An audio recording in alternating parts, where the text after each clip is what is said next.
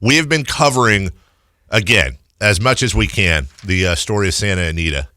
And I thought it would be good, instead of us dumb sports donkeys that know nothing about horse racing covering it, to actually bring somebody on who knows what they're doing. John Cherwa covers horse racing for the LA Times. His resume is insane. Former deputy sports editor of the Times, editor of the Chicago Tribune, sports editor, adjunct professor of the business of sports media at my Aunt Ronnie's alma mater, the University of Central Florida. I got to ask him about that, too. And he's nice enough. Former national champions. On 2017. Yes, that's right. John Cherwa. John, my name is Dave. That's Kyle and Jay. Thank you so much for joining us this morning. How are you? It's my pleasure. I'm hoping, and it's good that you're an adjunct professor because you educate, and I'm hoping you can educate us. I know this. I've been to Keeneland and watched a race in Kentucky. I have friends that are huge racing fans. I have a very 50,000 feet view of horse racing. But I also know that 29 horses have died at Santa Anita since the end of December. And John, that just doesn't seem right. Well, it's not. It's a huge number, and it's not the first time we've seen that in the country. It happened at Del Mar a couple of years ago. It's happened at Saratoga a couple of years ago, and then 2011, 2012, it happened at Aqueduct in New York, where you see these sudden spikes, and ultimately you try to figure out what went wrong. It's easy if it's a surface issue, like at Del Mar, they installed a turf course that had not been tested. That was a dirt issue at Saratoga, but at Los Angeles, at Santa Anita, it doesn't seem to be one thing. And that's what they're trying to work through. And they had 20 deaths in 10 weeks, and then they went 6 weeks with nothing, and now they've had 6 since May 17th. And the crazy thing is, these are really different injuries. These are pelvis and shoulder injuries, as opposed to the traditional front leg injuries that they had at the beginning of the year. And when I read your article, wasn't it one of those horses? Because you made great points about how they're normally one injury, but now they've been moving up to different ones. And then wasn't there also a sudden fatality? They don't know yet, but a horse collapsed after the jockey. Yeah. The trainer said it was a heart attack. It happened the day before the Preakness. The thing is, when they have a heart attack, they just sort of collapse. Yeah. And it's usually on the front stretch, and the optics of it are just horrible. Is it exercise induced? Well, probably. It counts as a racing death, but generally for a 3 or 4 or 5 year old to have a heart attack, there's probably a pre-existing condition that's just not detectable. So if you're a horse owner, what's the motivation to take your horse to this track when you know that there have been all these deaths caused by injuries happening at the track? Sometimes you don't think it's going to happen to you. And, again, we've had 29,000 deaths out of it. I'm just sort of going to extrapolate some figures where you've had tens of thousands of workouts and thousands of races and easily hundreds of thousands of gallops. You just probably don't think it's going to happen to you. And, it does. I mean, one trainer, Jerry Hollendorfer's had 3 horses. Ruben Gomez has had 2. The names like Bob Baffert, Doug O'Neill have had 0. The thing about gambling and owning a horse is there's calculated risk, and I'm just going to presume that these owners are willing to take that risk. Joining us right now, John Cherwa, special contributor to the LA Times, covers horse racing. John, this is one of the reasons I really wanted John, because you know about the intricacies far more than probably darn near anyone. If I am a trainer or I'm a horse owner and my horse dies at Santa Anita, am I covered? Is there an insurance payout for that? I've often wondered about the finances of the whole thing, because this is a very expensive business. It is. Generally, your lower level horses are not insured. Your big horses are. Because, again, what you would be insuring against is future breeding rights. And if you don't have any plans to breed the horse, the insurance is pretty expensive. I mean, are you taking out insurance, so that you can keep them out on a farm or whatever? So most of the horses too that have, not most, but a lot of the horses that have died have been geldings. Chances are you're not going to insure a gelding. I mean, you might, but there's no finish line if you can't breed them. And another thing in your article I found incredibly interesting: the California Horse Racing Board had asked Santa Anita to cancel the remainder of the season, which is just 6 days after all these deaths. And the track said no, and the board does not, as of right now. I understand from your article there's a bill out there that could change this, but they can't suspend a race meet or remove race dates without approval of the track, without going through a big notification process, 10 days, et cetera, et cetera. What was the thought process, do you think, behind Santa Anita saying no? And do you think that bill ends up passing in the wake of this, and in the future the board will be able to say shut it down? Yeah, the thing is, the CHRB, the California Horse Racing Board, is a regulatory agency. It's not like a league office. It's not like a commissioner. There is no commissioner. It is their job to enforce the rules and regulations of the state of California. So they do actually have the authority to shut a track down, but you have to go through the 10-day waiting period and blah, blah, blah. And there's nothing left in the season to actually make that a smart move. What they were thinking at Santa Anita is they believe that they have put forth reforms that will take care of this. Obviously, some of these deaths, like 2 of the last 6, were shoulder injuries to horses that were not even working out, but were just galloping, which is, like you and me walking to the car. Yeah. And so I don't know how you fix that. That's a total fluke. A heart attack, there's nothing you can do about that. But some of the other ones you can. And they've instituted some medication changes that cuts the amount of Lasix, which is a diuretic used to inhibit what's called exercise-induced pulmonary hemorrhaging, which is essentially bleeding from the lungs, which a lot of horses do when they run. It makes it easier for them to breathe. They've reduced the amount of medication because I don't think people want to see horses running on medication. They've done some protocols like you have to have 4 vet sign-offs before a horse can run. The racing office has to approve it. Now, for an example, and I'm not in any way, shape, or form saying that there's anything wrong with this, but the last horse that died, or number 28 that died, was a $70,000 claimer that was running at $30,000, and 2 races back he had been off for 14 months. Okay, you see the big reduction from 70 to 30, you see the big layoff. You have to come to an informed decision on whether this horse should be running, or why would the trainers drop him from 70 to 30? I'm not saying at all there's anything wrong, but these are the kind of decision-making processes that need to be going on, or that are going on. John Cherwa covers horse racing for the LA Times, and John, you've covered the sport. Obviously, you have to have a love of the sport to cover it this in depth. And really, my last question to you is, let me put it the right way. We watch this sport, people like myself who have sports radio shows who aren't really that into horse racing.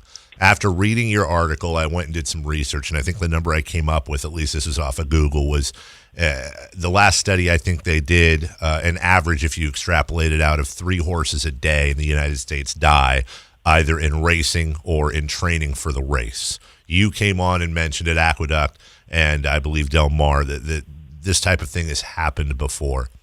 Is this? I don't want to say much ado about nothing, because one horse is too much, but is this a situation where people who don't really understand the sport like me are freaking out because we see a giant number of horses dying, and in fact, this is really nothing different than what's happened in the past? Or in your opinion, does horse racing have a real problem? I think today horse racing has a problem because our acceptance of animal deaths is not as much as it used to be. I mean, sure. And they have reduced deaths in California in the last 12 years by 60%.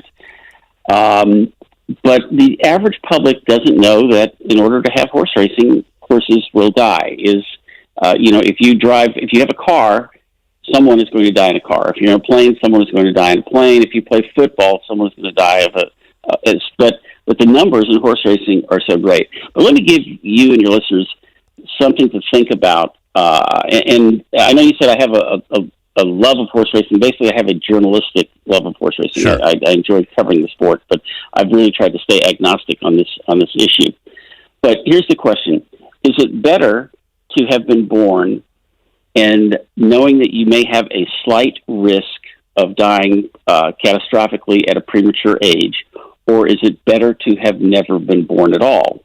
Because that's what we're talking about with these thoroughbreds. They would not exist if not for horse racing. They would not be on a farm, frolicking in the meadow or all those wonderful cliches that you have. They just would never have been born. So when you come to grips with the answer to that question, I think it helps clarify how you feel about horse racing. But there is no doubt, and especially in California, that our tolerance for deaths of animals is much greater than it ever would be. And while I do not think my dog is my equal, I would risk my life to save his. Sure. I don't know, and probably most of your listeners would too. So those are all, I didn't specifically answer your question, but I think I tried to give you a framework of how to think about the question. No, I appreciate that. And that's it. When you first started asking the question, my eyebrows raised. But I understand where you're coming from. These horses, and most of them, don't exist if it's not for the existence of racing to begin with. At the same time, we've used the analogy, if this was puppy racing and 29 puppies had died, and they were showing, and that got picked up by the media, and you've been around the business longer than I have, that whether or not the media picks up a story, there's 50 other stories we could pick up today that are as bad or worse than this one.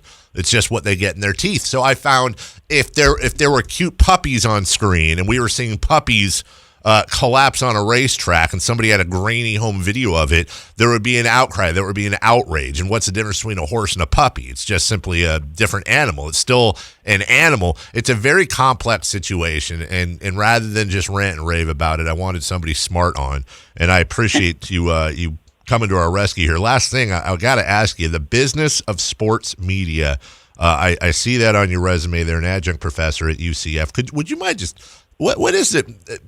What is the business of sports media? What would be that curriculum?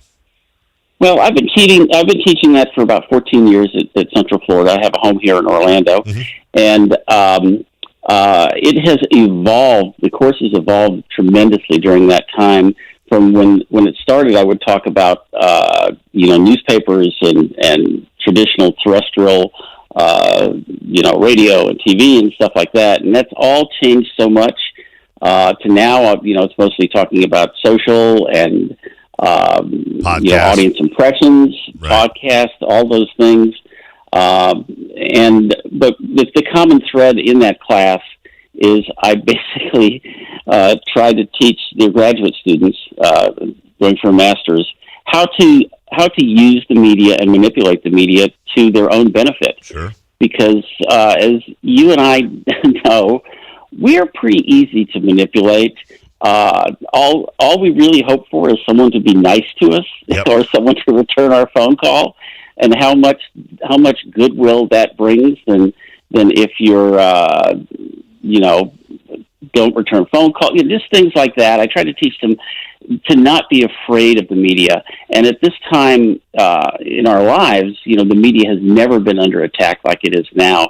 And hopefully my students come out of it with an appreciation for what we do and how we do it, and just fairness. That's fascinating. That's interesting where this is going. I keep keeping you on the phone here. I'm sorry, but no problem. I'd love to get your thoughts on this. In the world of sports media, you have this thing that has developed so much more now, especially in, let's say, basketball and football circles, where you will have a media member, a national writer, let's say, who befriends agents who will then tell them certain things like who's getting picked next in the draft or whether or not player A is upset. They give them these scoops, and you and I both know, and I think a lot of the public does, in exchange, you'll also see those same writers putting out positive narratives for those agents' clients. It's a quid pro quo. So my question is this: quid pro quo in journalism, Is it healthy? And is it ever going away? Well, it depends. You don't give away the store for a story that isn't a really good one. Mm-hmm.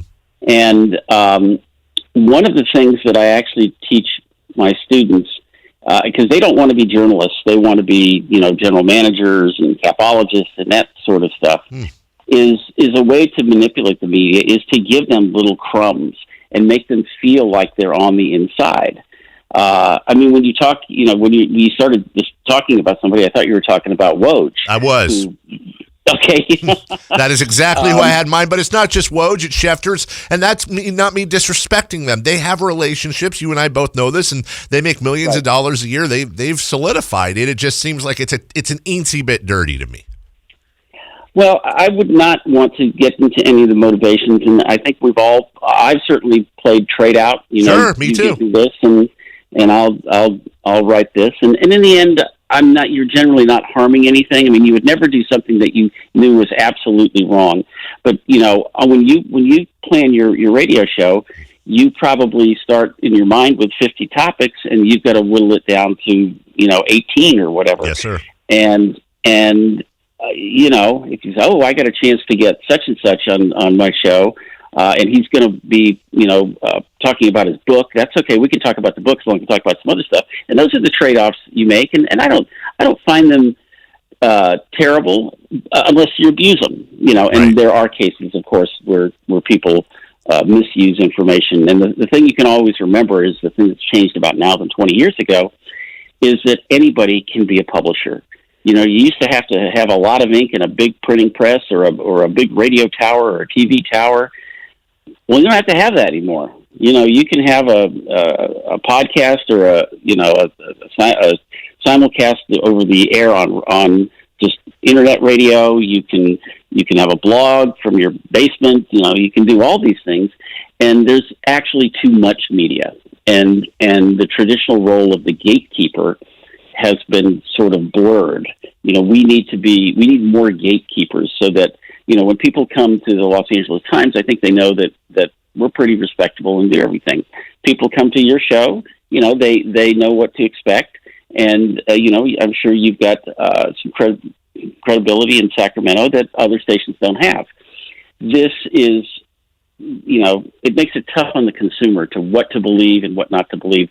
But in the end, and this is true, you just look at your general cable stations, people gravitate to the things that they agree with. If you are on the right, you are probably watching Fox. If you are on the left, you're probably watching MSNBC. Yep. And you go to the media outlet that most approximates your view so that you can agree with it. So I don't know. No, it doesn't get so philosophical. No, that's the wheelhouse for me. That's absolutely fascinating. And no, I have zero credibility or respect in the city, but the key still works. John, I wish we had more time because we started off talking about horse racing. You educated us, but man, the way the media works, and to be clear, that was no disrespect at Woj or anyone else. I've been in the same spot. I think anybody who's been in media has been used as a pawn or has pushed an agenda that because that was part of a scoop, and it's just the way it works. I'd love to talk to you again sometime, maybe in a podcast form, because I think not only what you teach and your philosophy on it, but also, as you mentioned, the young minds that you're helping shape and form that are coming into the sports world, especially. I think that's absolutely fascinating. John Cherwa, special contributor to the LA Times, former editor, sports editor, Chicago Tribune, adjunct professor, the business of sports media at the University of Central Florida. Thank you so much for spending some time with us this morning, and enjoy Florida. Absolutely, no problem. And anytime you want, just give me a call. I appreciate it. It's John Cherwa. You're listening to The Drive.